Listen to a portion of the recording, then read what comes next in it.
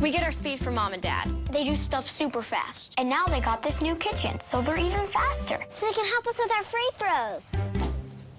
The time-saving Frigidaire Gallery line with a quick preheat and smudge-proof stainless steel that resists fingerprints and cleans easily. It's mealtime in no time, from start to clean. Frigidaire Gallery. Save more during Frigidaire Gallery bonus days when you buy 3 or more qualifying appliances. See the full line of Frigidaire appliances at Ventura TV Electronics and Appliances. Hi, I'm John Malos. Welcome to this live edition of Connect with me on the showroom floor at Ventura TV on this day. Hey, you're watching us live on Comcast 43.6 and 13.1, and today we're going to be talking finances. Hey, we'll be talking about your retirement, what you can do to add to the pot of money you are saving for the future. 436 MeTV option 11. Do call in. Back in a moment.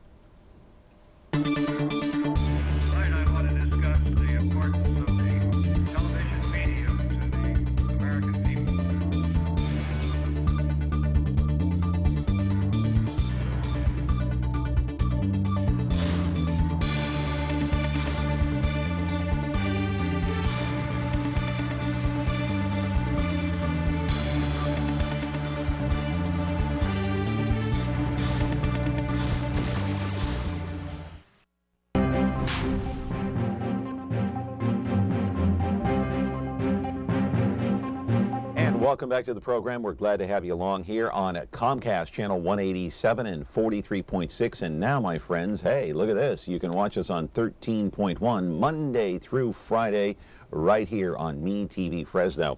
And later on, you can watch the replays at 2 o'clock on 13.6 YouTube and 8 o'clock tonight on Biz TV. And you know, the 13.5 Biz TV tonight will be very appropriate for this particular program, because we're talking about finances. Biz TV and finances kind of, you know, go hand in hand there. Also, my Twitter account, just opened that up just a few days ago, so it's not that old.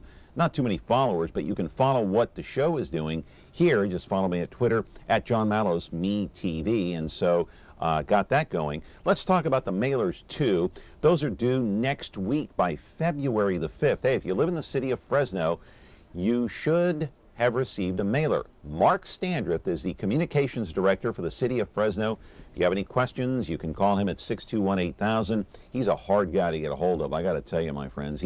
I think I might be able to get a hold of the White House a little bit easier than Mark Standrift.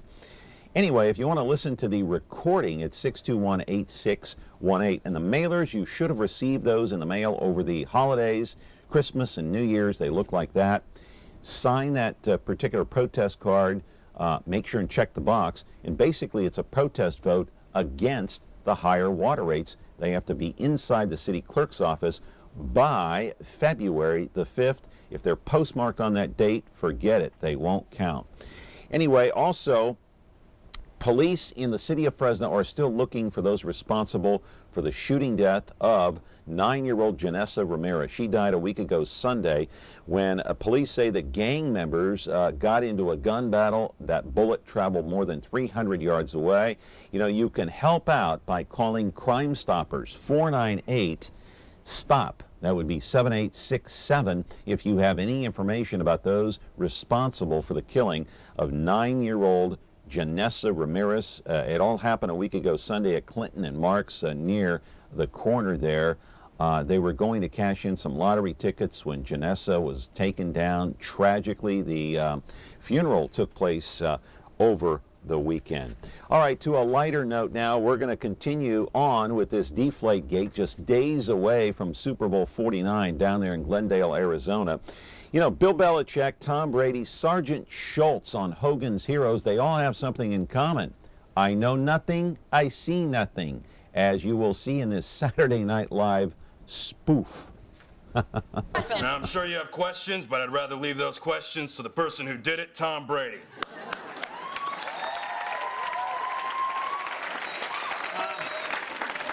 Hey, guys, thanks for being here.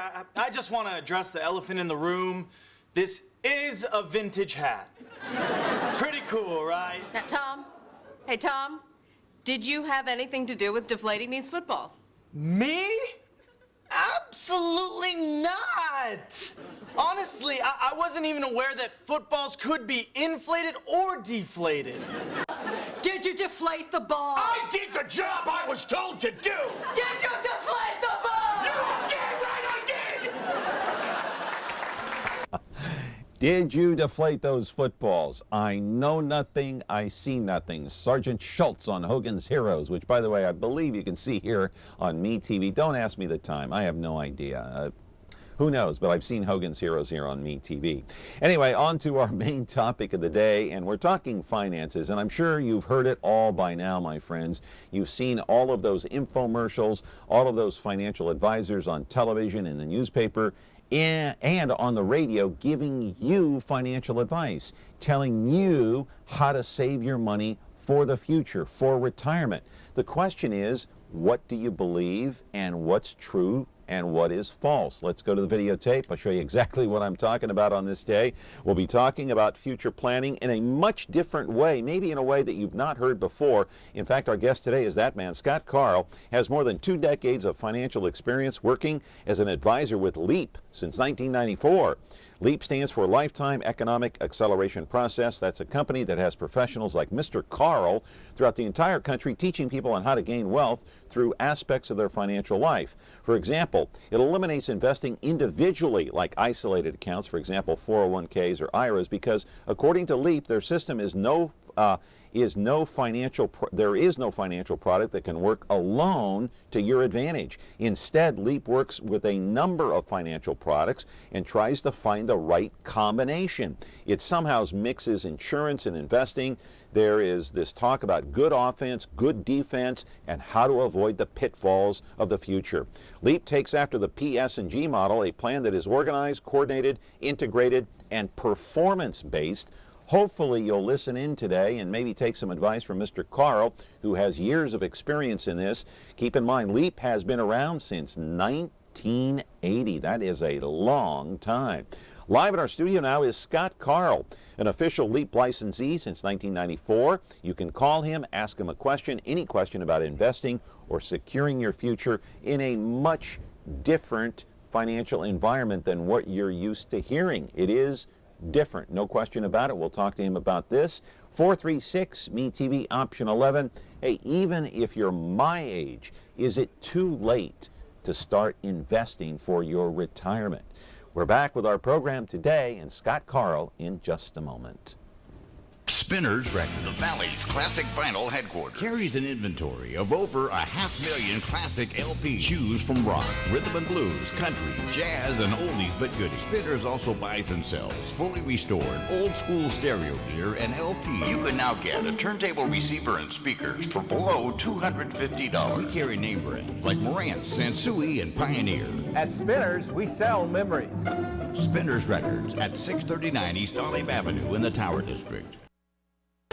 This fall, there is a place, familiar and inviting, timeless and warm. MeTV, a place all your own that you can call home. Hi, honey, I'm home. This fall, home is where you'll find me. You mean to tell me that's all there is to it? That's all. MeTV Fresno, channel 43.6 and Xfinity 187. So we're here talking about finances today. You know, I don't know what your financial situation is. Only you do, and only you can decide your future. You have control of your own destiny about what you want to do. So the question is it too late if you're my age, if you're in your 50s to invest? I don't know. Scott Karl is here. He's with LEAP. Hi, Scott. Good morning. How are you? I'm doing fine. Thank you, John. Good to see you. I read part of this book last night. It's called LEAP, Lifetime Economic Acceleration Process. This is the book right there. I'll hold that up so you can see it. We don't necessarily have a graphic of it, but what does this book entail? What does it talk about? Well, it's the LEAP system was developed a little over 40 years ago, and I was blessed to discover it in 1994 when I was new in the business. Mm-hmm. And the book is simply a description of macroeconomics versus making financial decisions in isolation, in which we've all become to know when we grew up and what we've heard from our parents, that start a savings account, let it compound, it'll grow to a certain amount, and life is good. You save enough money. Not that that's still not a great strategy, don't get us wrong. But LEAP was created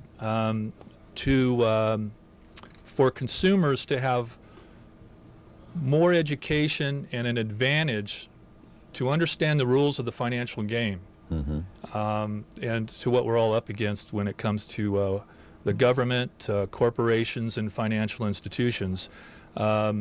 This counterattacks to preserve and protect your wealth from making financial decisions that benefit these institutions more than your family. So you just have to be aware. It brings awareness, is what this LEAP book does.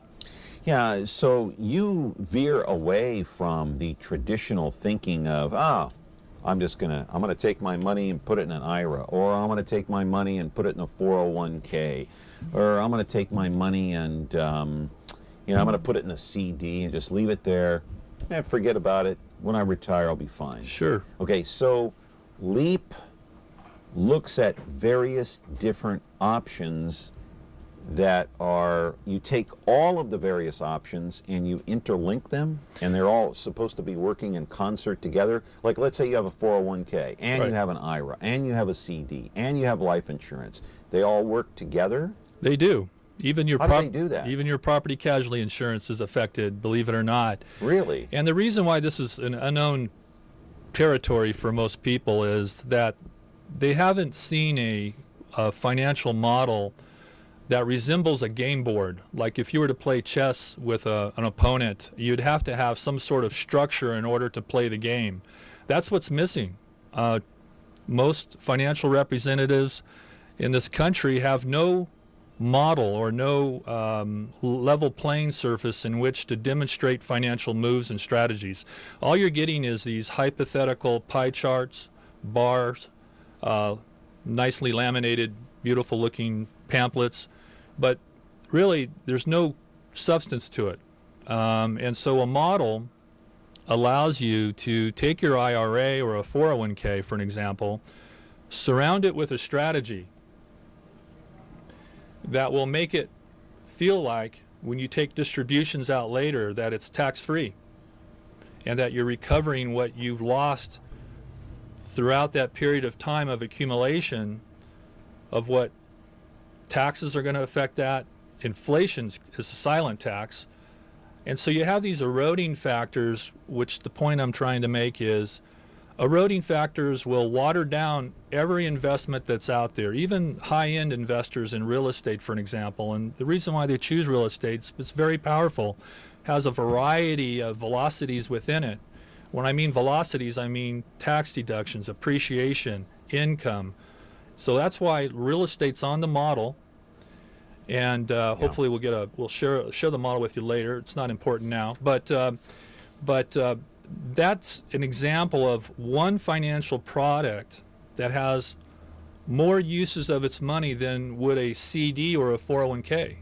So that's why it's very popular. Does it have risk? Absolutely. So I think to answer your question, John, is that you're absolutely correct. There's no silver bullet financial product out there that will do it all. So that being said, you need to have, again, diversity and an economic principle called money in motion, where money's being moved from one financial product into another to avoid a cost, a fee, or a tax. Yeah. Well, we got to take a break here. Talking to Scott Karl. He works with LEAP. He is a financial planner. He's a financial advisor. He knows economics. I'm going to bring up a scenario, or I'm going to draw up a fictitious family of 4 on the other side of the break, and make up some numbers and then see what Scott comes up with as far as investing is concerned. And the other question I got, is it too late? Is it ever too late to invest? Hey, even if you're in your 60s or 70s, is it too late to invest? We're going to be back. If you have any questions here, we have an open line, 436-MEET-TV, option 11. We hope that, at some point during the show that this kind of, educates you and helps you understand finances at least a little bit better. I don't know. We'll be back in a moment. It's almost time. Now we'll find out once and for all about Clark Kent and Superman. Look up in the sky. It's a bird. It's a plane. It's a TV show. Yes, but who is he? What's his name? He's Superman. Golly, Clark, won't that be wonderful seeing Superman? Fighting a never-ending battle for truth, justice, and television the MeTV way. No one can do the things that Superman does. The Adventures of Superman. Now on MeTV Fresno, Xfinity 187. Frigidaire. We introduced the first home freezer, the first pulsator agitator washer, and now we introduce the Frigidaire Orbit Clean dishwasher, designed with a unique wash arm that gives you 4 times more water coverage for a consistently better clean. Frigidaire, over 90 years of legendary innovation. See the full line of Frigidaire appliances at Ventura TV Electronics and Appliances. Back here with Scott Karl, and he works with Leap. He's a financial planner and advisor, has been for many, many, many years, my friends. And we know each other from Sanger, and you own the Foster Freeze out there many years. And how's that doing out there? It's doing very well since I've sort of passed it on to my manager, she's been with me for over 20 years. Yeah. I kind of gave her the realm, and and I am in a landlord position now. But they're doing good. really well in Sanger. Sanger's been growing. New commerce, new businesses have been coming in town. Yeah. Yeah. Hey, let's drop a fake scenario here. Okay. Let's say a family of 4, couple is married, they have 2 kids. Let's say both parents work. Let's say each parent, just to make it fair, each parent makes 50 grand a year. Okay? Okay. They own a house. They have like a $2,000 mortgage, let's say, just drawn and just making that up. Sure. And I don't know how much money they would have how much money would they have in the bank? I don't know, in their savings. Hard to say in this Hard to economy. say. Okay. Let's say 50,000. Perfect. They got 50,000, they make 100,000, they got a $2,000 mortgage, they have insurance, they have bills, they got 2 kids. Sure. What are they going to do? What advice would you give that family? Well, it's really a great opportunity to meet a family like that. It sounds like this is a type of family that... let me stop you right there. Sure. They're in their 40s, okay, let's say. perfect. Okay? Prime time. Okay. But it's a family that is very interested in their personal financial well-being. So that's the first key ingredient, that you're open to learning and to get into or to dive into some areas that you're not too familiar with, and that's of course what advisors are well equipped to do. But they don't have any investments at this point. They just Sure. have a little checking and a little bit of money in that savings. I think Correct. 50,000, like I said. But what advice would you give them Sure. to secure 20, 30 years down the road? That's so unpredictable. Sure. What would you advise them to get involved with? How to invest their money? Well, the first step is protecting your wealth. You could lose your money in a lawsuit, or not having the proper liability protection in your car or home, and you could have a disability occur. You could have a premature death that just ruins the whole household's finances. And so protection is the first area that we discuss. You know, back in feudal days, they built castles with moats, and if you didn't start there, you would lose everything the next day. Well, today we have contracts that protect us. So when I meet a couple such as you just described, we start with protection. What are you presently doing in that area? And so we use the financial model that has 3 components with 9 elements in each component. The first component is protection. It's got 9 drawers or elements: auto, home, general liability, disability insurance, medical, Social Security entitlements is number 6, wills and trusts, 8's trust and ownership arrangements, and then 9 is life insurance. Now these are all put into hierarchical order, believe it or not. The first row, 1 through 3, just protects your assets. And believe it, I'll get into your case here in a moment. But in fact, I'll hold off on why they're in the order they are. But when I'm talking to a young couple, what has this got to do with investment, though? Well, it's insurance. It's about preserving your assets, and so it's getting the cart behind the horse. You can lose your wealth overnight with any of these events that can happen unexpectedly. Yeah. Then once we cover this internal design of what a person currently has, we can usually maximize these areas without any additional out-of-pocket cost. So that being said, you'd want to maximize them. So then we get into the savings area, and that's the second component. It has 9 elements involved in it as well. Every financial product made in America is on this model. It's kind of like a Monopoly game. Everyone's played Monopoly, you know. Boy, my childhood years playing Monopoly with my mom and dad, it was a hoot. So you're talking about, let me interrupt you just for a second. So this is the savings part of it, the checking, the savings, the credit union. Correct. Might be investing in savings bonds, perhaps certificates, and the next one might be a money market. We'll go to the next page. And then you've got tax deferred, annuities, tax free, possibly. annuities, tax deductible. So what you're basically doing is intertwining these with the insurance end of it. And how does that work? Well, you just start with protection first, and there's a good reason for that. But you're paying for protection. You're paying for that protection. So how does paying for protection help secure your retirement? Oh, once again, the unforeseen factors is an area that most planners forget about, and they want to jump on an offense. And without a good defense, your offense is going to be limited, and that's just almost like an economic principle. I see. So that's why. So you want to defend yourself first. You really do. From any unexpected tragedy. Somebody slips and falls, they sue you. You have a medical condition. You have some situation that could happen at your home or your business. So you have to put up a good defense to protect your assets.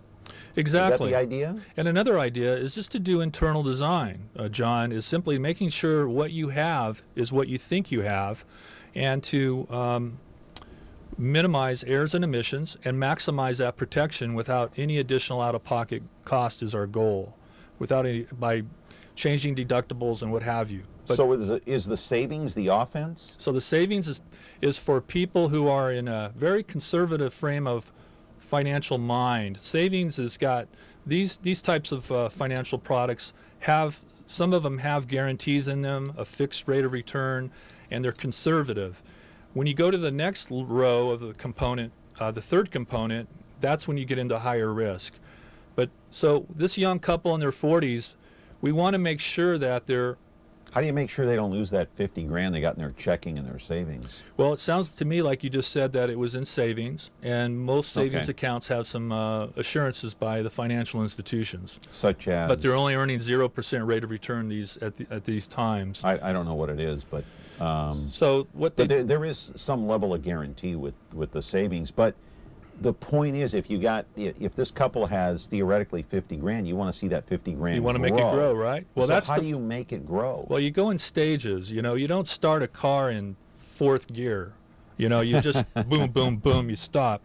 You need to start in a 1st gear position, and that would be establishing a half a year's savings. So this couple is earning $50,000 each. They've got 100 grand a year coming into the model, if you will, into the engine. And so 50,000 is really, my hat's off to them. They're savers. They're living within their means. So that 50,000 positioned in savings for emergency money is actually the ideal place to have it at this particular stage in their life. Now, once they start to save, well, if they become unemployed, become disabled, or if interest rates go crazy, or a lot of unforeseen factors. And once again, you'll see that the LEAP philosophy is about unknown factors that aren't told to the public. Everybody hears the great side of financial products. They don't hear the other side. So every financial product, like I said earlier, has its good side and bad side. So when you're making a determination of what's suitable, you really need to weigh both sides of it and see how it fits. Yeah. So back to your case. Would you like to continue on with the couple? Yeah, we will after the break here. Got to take a break. We're with Scott Karl with Leap. Hey, I want to show the book one more time, and we'll give out Scott's number, how you can get in touch with him. You're going to get a copy of this book. It's called Leap. it stands for Lifetime Economic Acceleration Process. It talks about a good defense first, how to put that up, and then a good offense. If you have some money and you want to invest and make it grow, you know, there is a risk in everything. 436, MeTV, option 11. We took a risk in coming in here today. We're back in just a moment. Spinners Record, the Valley's classic vinyl headquarters, carries an inventory of over 500,000 classic LPs. Choose from rock, rhythm and blues, country, jazz, and oldies but goodies. Spinners also buys and sells fully restored old school stereo gear and LP. You can now get a turntable receiver and speakers for below $250. We carry name brands like Marantz, Sansui, and Pioneer. At Spinners, we sell memories. Spinners Records at 639 East Olive Avenue in the Tower District. Attention all units. We have reports of 2 motorcycle cops protecting California's highways. That's for us, good buddy. The Men of Chips are on MeTV. Hi, I'm John Baker. I'm John Baker. He's Officer Baker. He's the blonde one. Hi there! Officer Poncherello, man. Frank Poncherello. Oh, I'm Frank Poncherello. And he's the one who's Eric Estrada. There's no way I wouldn't remember a name like that. Catch the blonde one and the one who's Eric Estrada on Now Chips. on MeTV Fresno, Xfinity 187. Yeah, we're back here on the show talking with Scott Karl. He is a financial advisor for Leap, and the book is out. How would they get a hold of this book? And if people want to read it, do they call you? Do they get this on Amazon? How do they get it? They can do it in a variety of ways. They can go to my website at www.scottkarl.com, and you can send me a request, and I will get you out a book. They are available on Amazon too, and so Robert Castellone, you can key in that. He's the author, the creator of the Leap system, and if you put in Amazon Robert Castellone and books, it'll usually pop up, and you can get it that way. Yeah. Okay. I want to go back to the graphics and the savings part of it. Okay. Are you saying that you should, and let's put those up, are you saying that you should have a little bit of money in each of these? You should have a little bit of money in the savings, a little bit of money in the checking, maybe a little bit in savings bonds, maybe a few bucks in the certificates. Should you spread out the wealth? Great question. The savings component, it does provide you with liquidity, and the majority of those savings drawers give you that. However, when you get into a CD, you tend to lock yourself out of that money for 3, 4, 6 months, depending on the programs they have. The philosophy is to have a half a year's salary for emergency money that is within drawers 1 through 8. And actually, 1 through 7. It gives you some liquidity there, emergency money that could be available. And your money's always working harder when you go from drawer 1 to the right to drawer.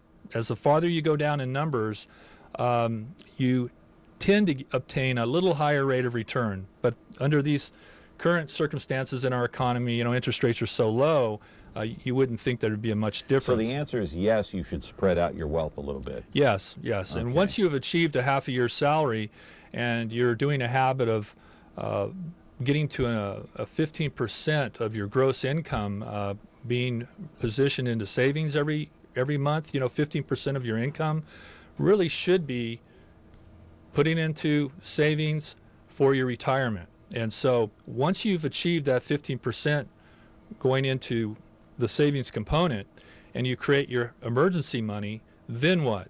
Well, the overflow can be repositioned down below into the growth component, the third components with 9 elements in them. So if I know the audience may be confused, but the PS&G model, protection, savings, and growth, has 3 components with 9 drawers in each of them.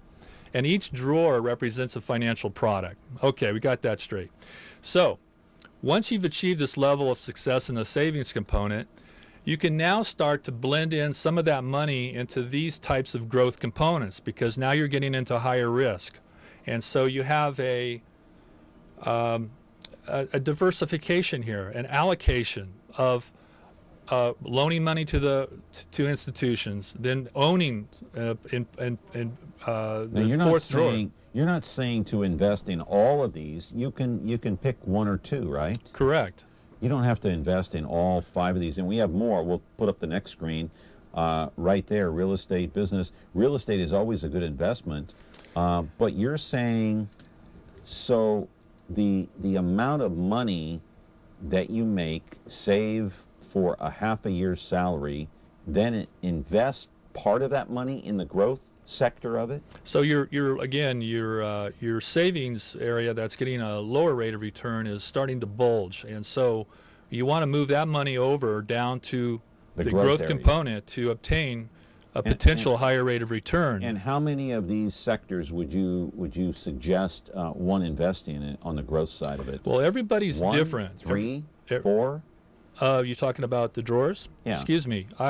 Now number 6 is actually mutual funds, if you will. A growth sector that represents the mutual fund drawer, where you have the availability to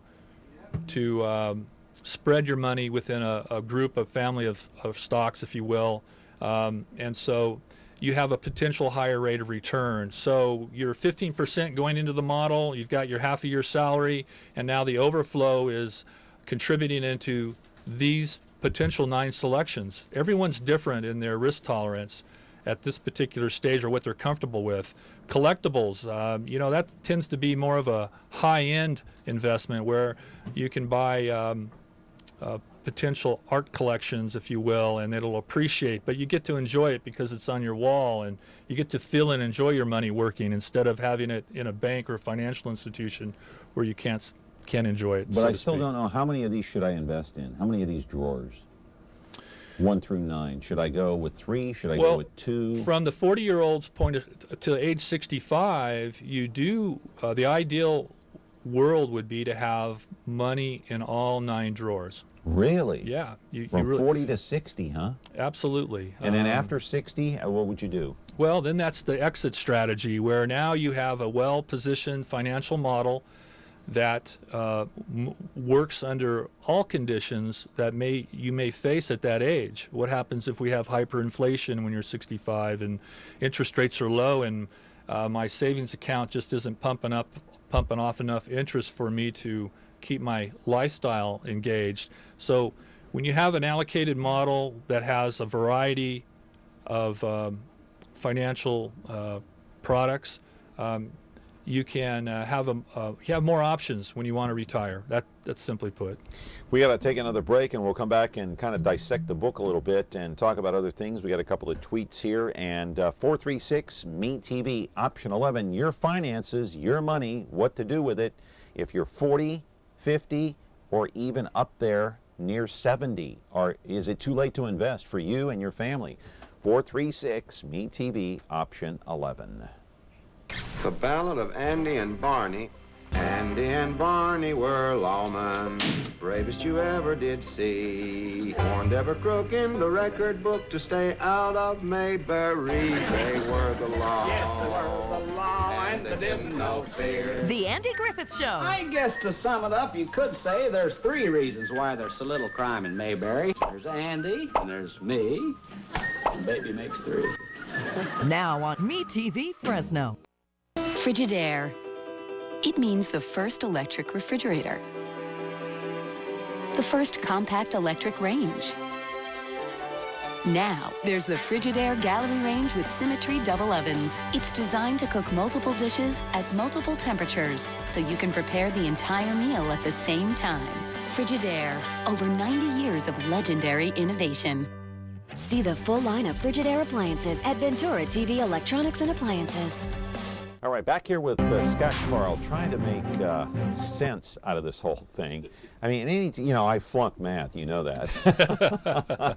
So does money have anything to do with math? Are the two related? A great point, and thank you for teeing that up for me. That's the real big difference with working with a LEAP practitioner than a traditional planner, is that the LEAP agent's trained to show how you can recapture the eroding factors that affect investments. So math is like numbers. That if you go 4 times 4, it'll always equal 8, no matter how many times you run it. But with money, 4 times 4, 4 plus 4 I'm all confused. 4 plus 4 is 8, but that's math. It's always going to be and hold true, and that's number crunching, if you will. And with when you're making financial decisions, money is more of a perishable type of item where it has properties in it that will not only equal 1 all the time because of inflation and taxes. And so when you add, for an example, hang on. Whoops, I think we lost the call there. For example, if you had 8 oranges on a kitchen table and you had 8 $1 bills, and over 20 or 30 years, and you came back to that table, just what would be left? Well, we know the $8 would still be there, but the oranges would be dust. And that's how your money's affected, is my point. Sorry for the confusion there. But no, that's okay. So I read in the book last night that math is not necessarily tied into what your money is going to do. That's why correct. I asked that question. It's very I'm still a little confused by that. But in other words, 4 plus 4 equals 8. But in the real world of finances, 4 plus 4 might equal 8, but you may not be getting that entire 8 in your investment, is what you're saying. That's correct. Is that what that means? That's what, because you have to you might be losing it through inflation and other things, right? That's right, and that's what's deceiving about these charts, where if you invest $10,000 over 20 years, you're going to have this pile of money. But in reality, when you add inflation, and that the person who is accumulating that money had to pay the tax on that compounding out of another pocket. And so once you take into those variables, you'll really see that you've been on a treadmill going nowhere at the time when you need the money. You've actually just got your principal back, and didn't take advantage of the take a call here. Good morning, caller. Are you there? Whoops. Nope. Caller left. Yeah, go ahead. I'm very impressed with the program today, but I've got a question concerning. I was fortunate enough 6 years ago to retire on $46,000 a year, but the vast majority of people that I know make $30,000 a year. The man makes $30,000, maybe the woman makes $30,000. I'm talking about college grads now.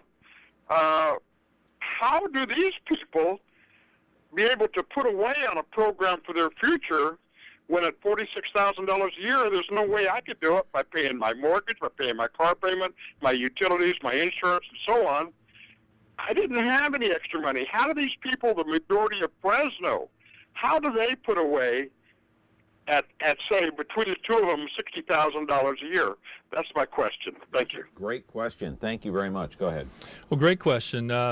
Once again, most of these people are doing things perhaps like maxing out their 401ks or... but if you don't have the money to invest, how do you invest? Well, if you're not making enough money to invest? What if all your money is going toward paying bills, putting food on the table, paying car insurance? Sure. Whatever. Well, you have to stay within your means when you're getting started, no doubt. A cash flow analysis will really help a person identify what they're spending every month on variable items such as your PG&E, gasoline, food, miscellaneous expenses. And you really need to get honest with yourself and determine what my lifestyle should be based on what I earn. And so from there, you got to start living within your means. And we're in a society now where people have overspent. They want the nice big car. They want the nice iPhone 6. They want their exactly. Isn't it amazing what you see on Black Friday in the malls and what's going on there? It's like they have an ATM machine in their backyard. So see, here's the thing. Like Lauren over here, she's directing our show. She's in her 20s. I remember when I was in my 20s, I thought, my parents would impress on me, gee, you got to save, you got to save, you got to save. You do. And I thought to myself, oh man, come on. I mean, I got a long way to go. I'm not worried about it. First thing you know, I'm in my 50s. Okay, the time just boom, it just flew like that. That's right. And so So what do you tell somebody in their 20s if they're making $25,000 a year? What do they do with that money? Again, they're paying car insurance, they're paying for food, they're paying for whatever. Yeah. How do you save on 25 or 30,000 bucks a year? Once again, we suggest that we go back to this financial model, and we demonstrate we're the first place to start with everybody. And so no matter how much old, you make, no matter how much you make or how old you are, you want to initiate a half a year's salary. So if you start That's a job, hard to do in this day and age. But it takes time, and you have to stay within your means. Don't overspend. Don't use your credit cards.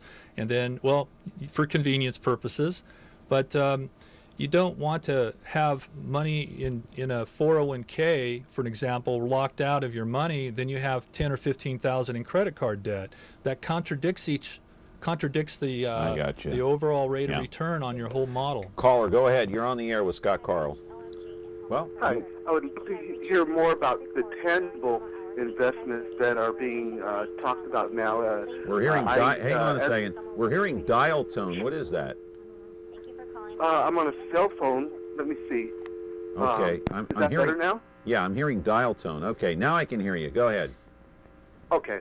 I would love to hear more about, I know the last caller was talking about how does someone in Fresno invest when they're making X amount of dollars equaling to maybe $60,000 per household. I'd love to hear more about tangible investments that everybody buys, such as their car or, something that may appreciate. I love the art example, but I would love to hear if there's more types of investments that might appreciate, things that we use every day, and that becomes your kind of financial nest egg, as well as something that you utilize on your, in your household or at work, maybe something that appreciates as opposed to depreciates. Great question. Yeah, that's a terrific question. Thank you, caller. So, what investments can you make so you can appreciate your money? I think everyone should save enough money in liquid savings. Again, back to the model, 50% of your gross income, or just start a savings account to obtain a down payment on a home, condominium, or something that will appreciate in equity while you live in it and enjoy it. You get to furnish it. You get to enjoy the appreciation. And when you perhaps when you get... How about buying a rental? Well, that's, again, getting way out there ahead of the game, perhaps when a person's just starting out. Rentals have a substantial amount of risk associated with it. You can have vacancies. You can have a lot of things that may break inside the house that you have to repair, a variety, lawsuits again. So every investment has its problem. But to answer the caller's question, creating a nest egg, and I think that home ownership is one of the first things that young people should strive to do, because you're going to be obtaining tax deductions on the interest payment that you make, and part of your principal and interest payment toward the mortgage company. The interest is tax deductible, and so you get a tax credit at the end of the year to reduce your taxable income. So now you got a cost recovery there of taxes, which can be moved. That savings from the tax deduction can be moved into the model and worked in another favorable area for the rest of your, throughout your life. So he's asking, what other things can you invest in that will appreciate like a home? Then you're getting into collectibles and arts, and that tend to have some risk to them as well. So are the arts, are they high risk? Well, I think one of our favorite TV shows is that Antique Roadshow, and so you hear all the success stories on there, but you don't hear all the disappointed people who have bought things that didn't appreciate. But again, collectibles. You can get into race horses. How much risk is into horse racing? You can just imagine. So you have to really accumulate wealth in stages. Go to one area and get to that point, just like a game playing chess. You don't want to just throw out the king and queen out there. You've got to start in stages, and then your money reserves gives you more options to obtain higher rates of return, moving interest instead of letting it compound. That's a velocity of money that can be repositioned somewhere else on, again, the game board I was I see what you're saying now a little bit, because if you own a home, You can write the interest off. Now you're getting that money back on your taxes. There's the velocity. And the money that you get back from your taxes, you can reposition that into some other areas. Yeah, maybe more protection too. You know, disability, liability, life insurance. There's a lot of tax advantages amongst all those 27. Well, out of the 27 drawers on the model, 19 of them have different rules, taxation, the way they operate and work, and some give you extra benefits and protection. Some give you a disability benefit and a life insurance benefit. The thing you got to determine is how much protection do you want, how much protection do you need, and then you can go from there, because you do have to defend yourself, but you are paying for insurance, which money that you may never see again, but then you're trying to protect yourself. So how much do you got to really determine how much defense you need there. But we got to go to break, Scott. Sure. I'll come back. Absolutely. 436-ME-TV, option 11. Do call in if you got a question. We're not going to solve all of your financial problems here on this program, but we will. All right. Okay. We're back with our program. All right. Back in just a moment. Spinners Records, the Valley's classic vinyl headquarters, carries an inventory of over 500,000 classic LPs. Choose from rock, rhythm and blues, country, jazz, and oldies but goodies. Spinners also buys and sells fully restored, old school stereo gear and LP. You can now get a turntable receiver and speakers for below $250. We carry name brands like Marantz, Sansui, and Pioneer. At Spinners, we sell memories. Spinners Records at 639 East Olive Avenue in the Tower District. Frigidaire. We introduced the first home freezer,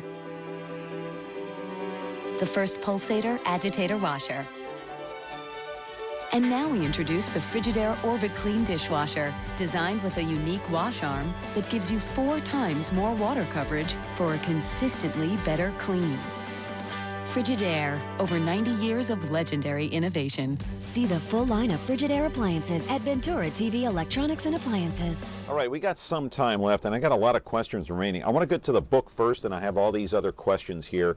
Okay, the book talks about deductive reasoning and inductive reasoning. Correct. What's deductive reasoning? Deductive reasoning is what most planners hang their hats on, and it's not that they're not trustworthy. It's how they've been taught and brought into this industry of ours. Which is what? Which is like, we all know when making a determination that, for an example, go back to the oranges again, that if I had 5 oranges and I ate one, how many would be left? 4. 4. Deductive reasoning. Just the numbers. The numbers are proven. That's deductive reasoning. All right, so 5 minus 1 equals 4. That's deductive. What's inductive reasoning? Inductive reasoning is that if you didn't know all the parts of that equation, let's say you didn't know how many oranges you started out with, and you add 1, ate 1, how many oranges would you have? So it's uncertain of what you don't quite have all the details on the situation. So how this connects with financial decisions is that if you do number crunching, saying, if you get a planner, for an example, that asks you, when are you going to need the money? How long are you going to need it? How much of income are you going to need? And then, what is your risk tolerance? And so they do deductive reasoning on a formula of how much old money you have to start with, how much new money to get to that goal, and how much interest you have to earn to obtain that goal. Yeah, but nobody's going to know that 60 years down the road, or 40 years down the road, or 30 years What they tend to say is, well, how much are you earning now? Would you like to maintain the same lifestyle you're in today? It may not be the same as I'm earning 30 years down the road. That's the good point. And that's one of the problems associated with this type of logic. And so you don't know what you're going to be making. If someone asked me what I was going to be making today, 30 years ago, you wouldn't know. It was crazy. Yeah. It's the whole thing. So here when you start to hear that type of, from advisors, they're only using deductive reasoning. They're not taking into effect that, like, what if interest rates change, fees change, tax and the government changes the rules? How will that affect that formula? So right now, it's off, and it's not recalibrating. It's going to be way off. And so That's the problem. So it's like it's not refreshing the computer. It's like refreshing a program. And it's not because of the unknowns. Number one, we don't know when we're going to retire. We don't know if we're going to go on disability. We don't know how long we can work. We don't know how much we're going to be making. So how can they make that long-range prediction? Is what you're saying with deductive. But inductive does what? I still don't understand inductive. Inductive is that you don't know what life is going to deal you, but we do have a sixth sense or common sense that tells us that, you know, we're going to have setbacks. Family members will get sick. The price of goods will get higher. Unforeseen factors, a death, a disability in the family just ruins that financial plan. It just comes apart. So sometimes we use an analogy like a space mission, you know, when Apollo 13 went up, is that these guys had a whole staff of engineers to keep that rocket going in the right direction, but it recalibrated every minute to adjust because of all the moving parts within the mission. And so that's inductive reasoning. They have extra fuel in the tank. They have extra communication backups. They have all these redundancies built in. So LEAP integrates these redundancies so that every dollar that you earn today is maximized. You're avoiding a tax if you can.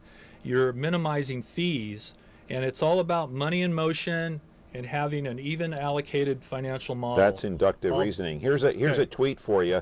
We'll try to keep this real short now in your answer. What kind of insurance will protect you from financial calamity in case of a medical catastrophe? Well, that's your the P5 drawer, the medical coverage. Okay. Yeah, that what that does is prevents catastrophic. That protects your assets and your income. If you have a major medical problem, you have to pay perhaps a $5,000 deductible like we have, and you never want to go to ER with a high deductible, or else they charge you like you won't believe. But I know.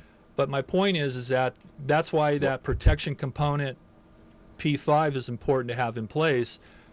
It's catastrophic in coverage. All right, another one here. What component is in stock market play is your guest plan for financial success? Well, again, we have a drawer for that in G4 stocks. So you can get into individual stocks, and so it's got its risk, but it's got some tax advantages to it, more than it would a 401k, for an example. That would be under the growth plan. The growth plan. Yeah, blue chip stocks. Blue chip stocks and so forth. Okay. So they have their advantages and disadvantages. Again, you have to have it surrounded with a strategy that, in case it doesn't just go all well, you have a way to reduce its risk too.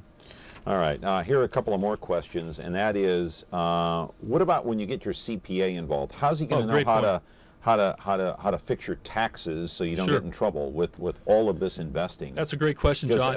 I mean, it takes a brain to figure all this stuff out. You betcha. When you're making financial decisions, having an accountant on your team is very important. Not only does it, he's an expert in that particular area. But how is he or she going to understand the LEAP system? Oh, well, that's where I am a teammate as well that is well versed in this area. So the CPA and I talk the same language, where the client may be, going like, I don't have the time to keep up with this kind of stuff, guys. I need your help and your support.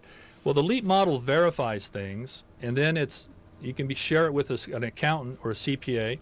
And they're going to really, I haven't seen a CPA yet not enjoy this engineering approach. They love the different parts of it and how it analyzes things. And so now you can discuss perhaps questions from clients to say, when do I start to withdraw my stock from my company? What they call stock shares that my company's giving me. When should I start to take out withdrawals without it affecting my tax bracket? How are people going to pay you? Where does your money come from? Great question too.